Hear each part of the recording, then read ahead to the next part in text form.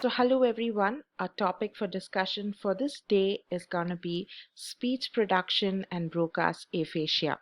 So, beginning with what is speech production? Speech production is simply put your ability to talk. So, what do you generally talk about? So, if you keenly notice, you either talk about, events that are currently happening around you, or you talk about events that have happened before. Okay, so your prior past events. Both of these actually require brain mechanisms. So, brain mechanisms, as in there are different regions of the brain involved in such activities.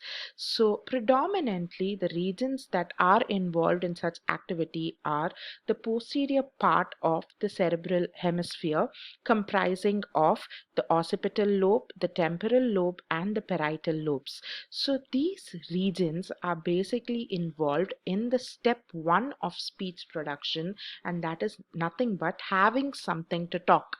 So let's look at it in terms of an example. Say I show you a water bottle and I ask you, what is this? So you keenly observe the features and you say, hey, it's a water bottle. So the whole idea of you being able to perceive the object, you being able to identify it, and your mind, perceiving it as a water bottle is basically the perception that's happening within the brain, and that is the step one, that is having something to talk. Am I clear? Okay, so that is your step one. Next, we are moving on to the step two. Step two is the actual talking. Okay, so the actual talking basically involves the conversion of perceptions, memories, and thoughts into speech. So this is done by neural mechanisms in the frontal lobe region. So this region is predominantly involved in step two. So the inferior frontal lobe region is called as the Broca's area. So you can see it in this in this image here. The red area highlighted is the Broca's area. So if you can actually notice, this region is primarily involved in your ability to actually do the step two of actual talking.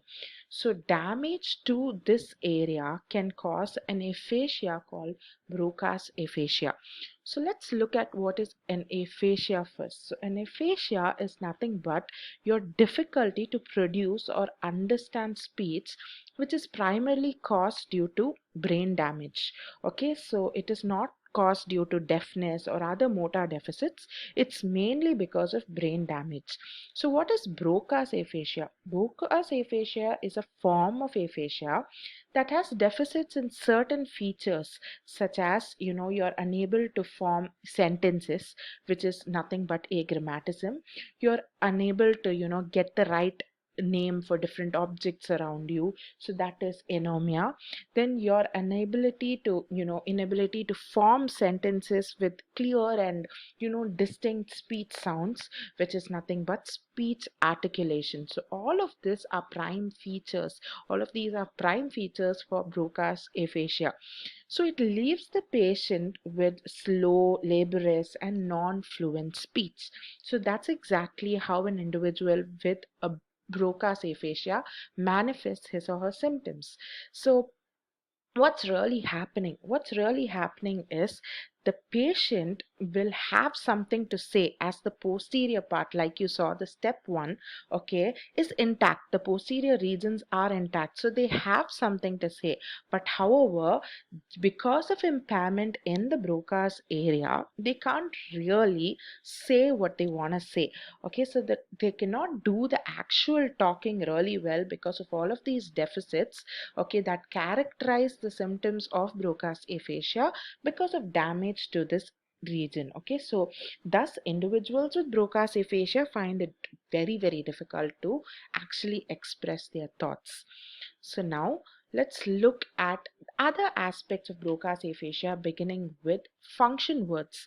Okay, so there is something called as preposition articles. You would have learned it at a very elementary age. So these are prepositions and articles. Okay, words that are of grammatical importance are basically very hard to express in a person with Broca's aphasia.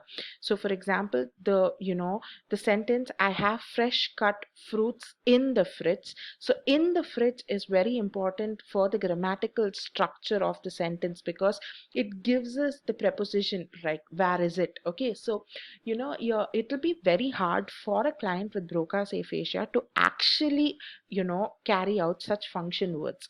On the other hand, content words basically convey meaning, such as a noun, an adverb or an adjective, so a verb. All of that is not really hard for a person with Broca's aphasia to actually express. For example, the leaf is not edible.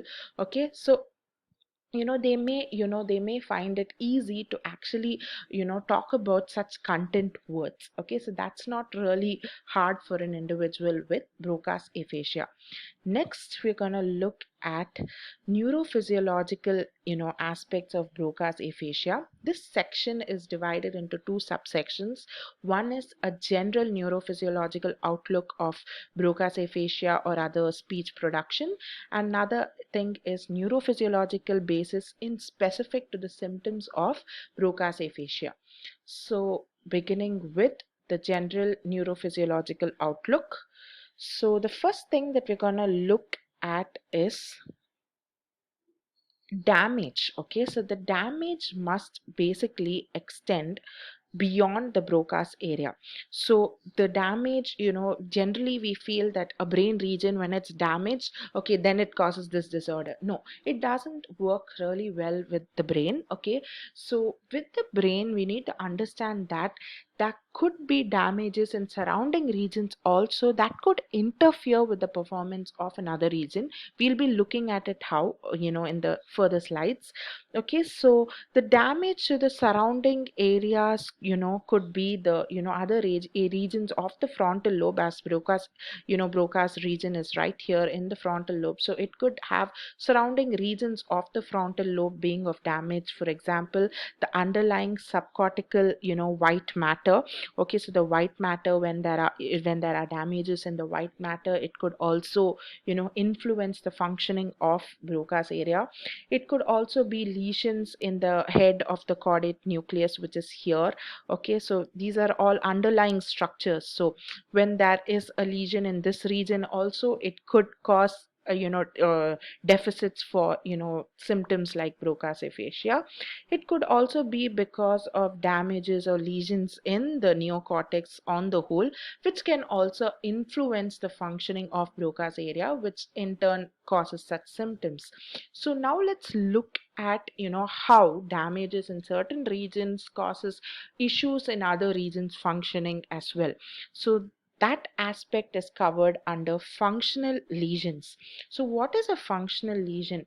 Functional lesion talks about how, when there is a damage in a certain region, say the basal ganglia over here, for example, okay, it can cause other regions surrounding it, okay, the neighboring regions, okay, it can cause the other regions metabolic activities to be drastically reduced, because it does not allow further transmissions and other aspects. That brain is interconnected with neurons. So when there is a damage in one region, it can influence the functioning of the neighboring region. So that is basically functional lesions. So here, as you can see, say for example, there are lesions in the basal ganglia. So this red regions here is basal ganglia.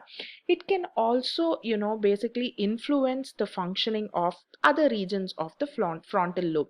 So basically, when other regions of the frontal lobe are influenced by reduction in metabolic activity, it can also influence you having a Broca's aphasia or symptoms that are similar to Broca's aphasia. So functional lesions can indeed cause symptoms of Broca's aphasia. Next, we're going to look at motor memories. So with regards to motor memories, they basically are involved with your muscles in your throat.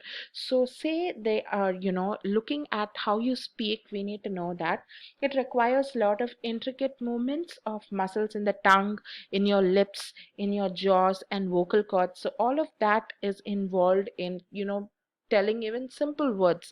So you need a lot of coordinated activity which is done by the brain.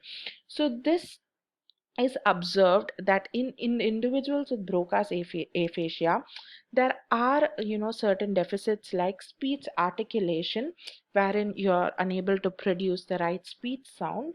Okay, so this could be because of damage to the inferior caudal region of the frontal lobe and the Broca's area. So for example, the inferior caudal lobe is, caudal region is right here. Okay, so it tends to be connected to the primary motor cortex. So primary motor cortex is actually connected with how much of, how many moments you would make while, telling a word or pronouncing a word, because it is governed by the primary motor cortex. So keeping that in mind, it might be really hard for the primary motor cortex to receive that enough of metabolism activity because of damages in this region. Okay, so it could be cause of a a functional lesion in the Broca's area, which can reduce activity also in the neighboring primary motor cortex, which leads to such, deficits like speech articulation. So that is with regards to motor memories. Next, we are moving on to the next subsection, which is neurophysiological basis of the symptoms. So with regards to neurophysiological basis, the first thing that we're going to talk about is agrammatism. So as discussed, it is very difficult for individuals with Broca's aphasia to form correct structured sentences following grammatical rules. So this is noticed, especially, for individuals with Broca's aphasia, as they find it really hard to use function words over content words. So you need to know that these individuals, find it easy to use verbs and nouns, but they find it really hard for using words that gives a structure for the sentence, like in the bed, on the pillow, so things like that. Okay, so basically using such function words of wherein prepositions and articles are used, it's really hard for individuals with Broca's aphasia to actually use such words. But however, gerunds, wherein a verb can also be used as a noun, is something that a person with Broca's aphasia does not really find hard. Okay, so they find it easier to use such words. For example, learning to bake is not hard. So the term learning here is a gerund. So such words are easier to express when it comes to Broca's aphasia. Next, we're looking at another aspect of Broca's aphasia, and that is comprehension. So earlier, it was thought that individuals with Broca's aphasia had absolutely no deficits in their comprehension.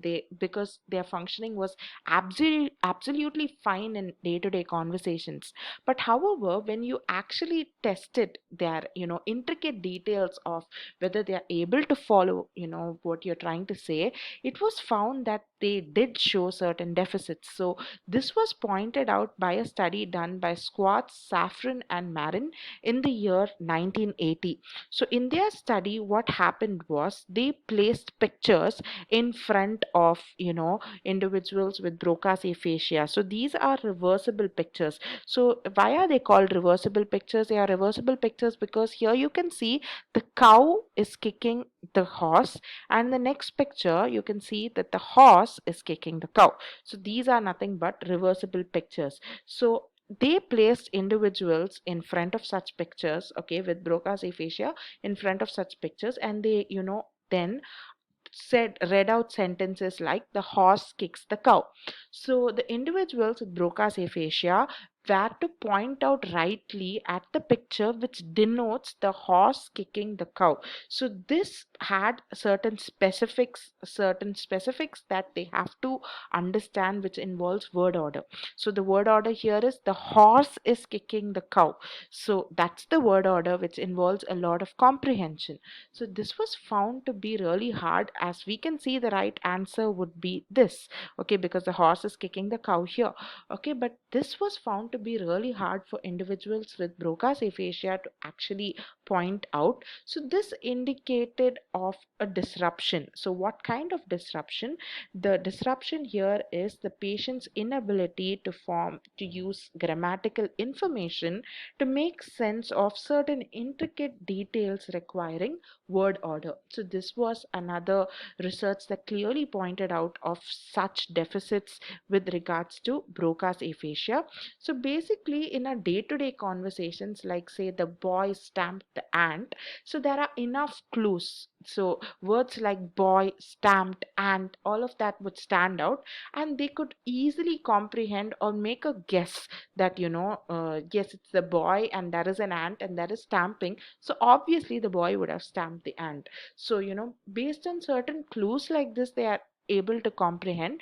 But however, when you're actually looking at the functioning of the regions and you're actually trying to test whether these individuals can comprehend, it is noticed that no, they are not able to comprehend because of this feature of agrammatism that is extending not only to the speech production domain but also to the comprehension domain. So thus we can say that deficits in comprehension parallel also deficits in production in Broca's aphasia.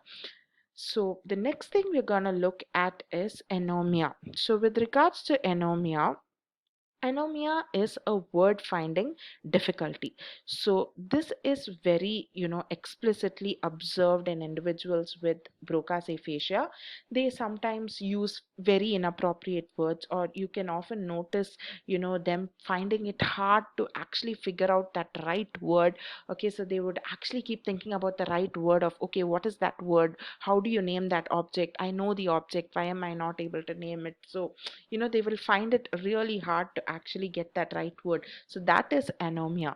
So now let's look at agrammatism and anomia, in combination to understand the underlying brain regions.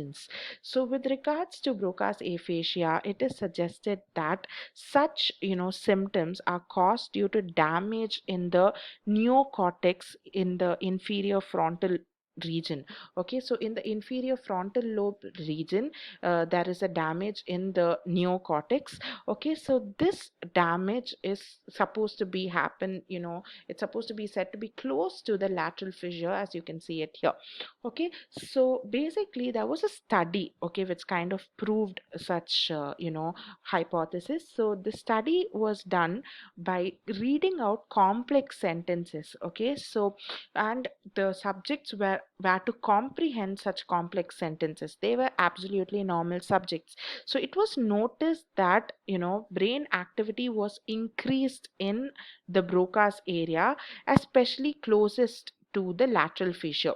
Okay, so basically you can conclude that this region is obviously involved in comprehension of complex sentences, which is definitely affected in Broca's aphasia. So this could lead to symptoms of the individual unable to follow instructions or understand complex meanings or get the right words. So that is with regards to agrammatism and anomia in a physiological way, looking at it in a physiological manner. Next, we are looking at the cerebellum with regards to agrammatism.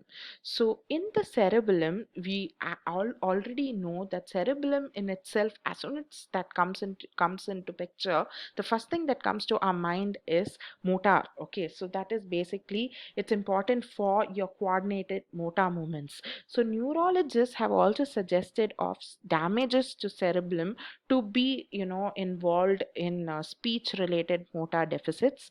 So, like we already discussed, there is a lot of lip movements, tongue movements, throat movements for delivering speech. So, which could be affected because of damage to the cerebellum. So, such patients often show slow, monotonous speech with very, huge pauses in between each word, and they have very difficulty to pronounce efficiently. So, that is basically all of this happens because of the damage to the cerebellum.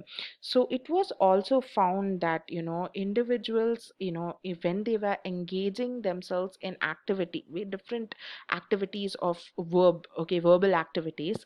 Okay, so it was noticed that there was an decrease in cerebellum. So this was a very new research. So unlike the past researches which pointed out only of motor control, the current research also points out of how when there are varied verbal activities which involves complex sentences, comprehension and things like that, it was noticed that the cerebellum actually was activated.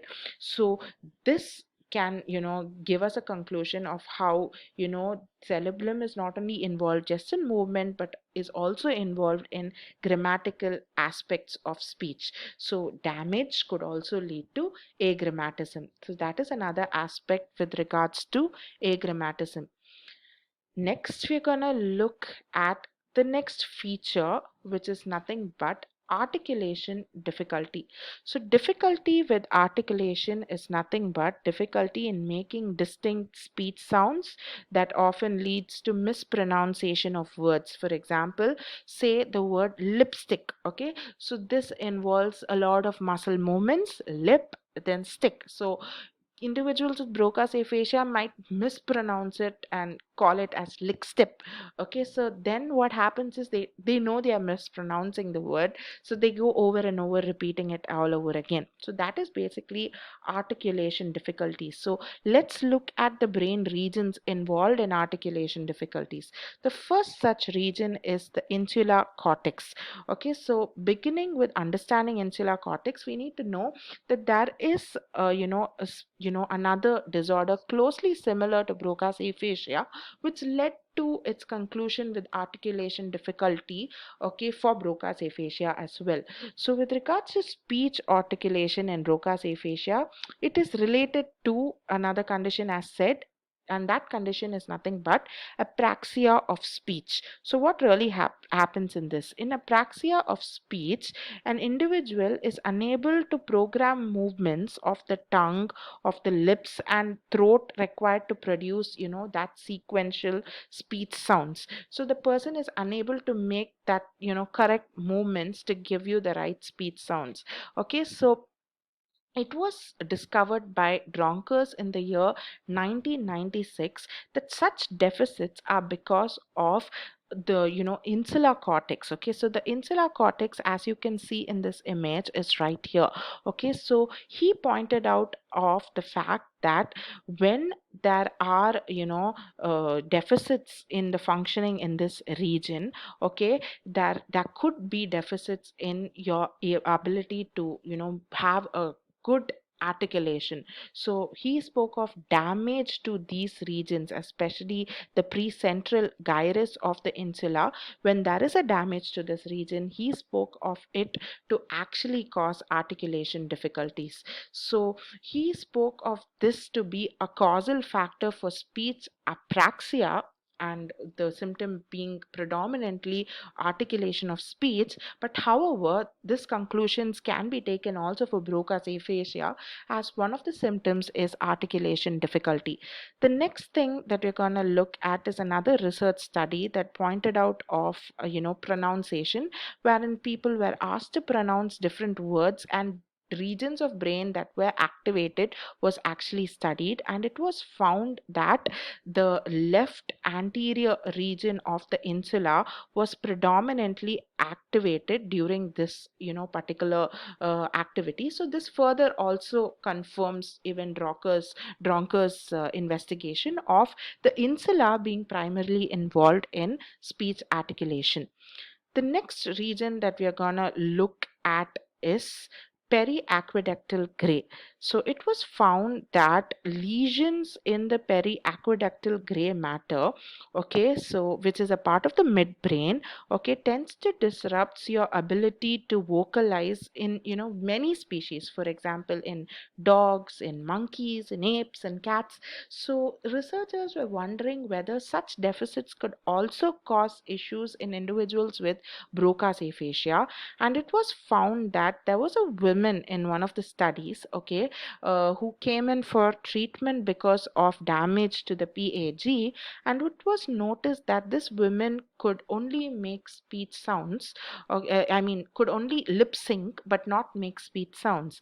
Okay, so she was unable to produce sounds, but she could have movements and all of that, but her speech was sounding to be mute. So it was concluded that damages to the PAG region could cause mutism in humans. So that's with regards to the PAG and Broca's aphasia on the whole.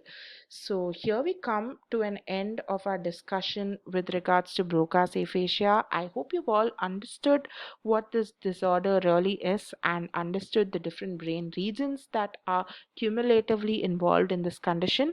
If you have any doubts, kindly notify. Thank you.